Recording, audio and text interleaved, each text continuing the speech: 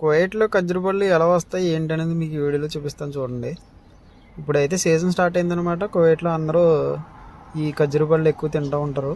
అవి సాయంత్రం అయితే దివాణంలో కూర్చుని చాయ్గావతో పాటు ఖచ్చితంగా తామర అంటే ఏం కాదు, ఖర్జూర పండుని తామర అని పిలుస్తారు అనమాట అరబీలో.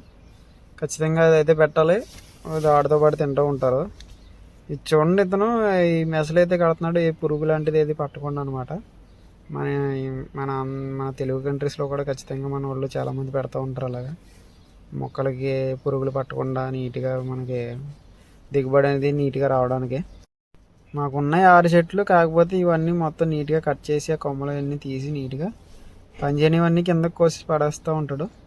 పనిచేసినవి మాత్రం నీట్గా దిగుబడి బాగా వస్తుంది అన్నది మాత్రం ఆయనకి తెలిసిపోతుంది అనుకుంటా. మొత్తం నీట్గా అన్నిటికీ మెసలన్నీ కట్టేసి అతనికి అన్నీ కట్టినందుకు అతనికి జీతం ఎంత ఉంటుందంటే సుమారు 20 దినారుల దాకా ఉంటుందంట. 20 దినారుల జీతం ఒక రోజుకి, నెలంతా అనుకుంటారేమో 20 దినారులకి ఏమొస్తుందని. ఒక రోజుకి 20 దినారులు అతను కారు వేసుకుని వచ్చాడు ఈ పని చేయడానికి. కువైట్లో సరిగా వాటర్ ఉన్నదనమాట, అందుకని ఈ కొమ్మలని చాలా మట్టుకి పాడైపోతున్నాయి అనమాట. ఖచ్చితంగా వీళ్ళకి వాటర్ రావాలంటే ఖచ్చితంగా కొనుక్కోవాల్సిందే.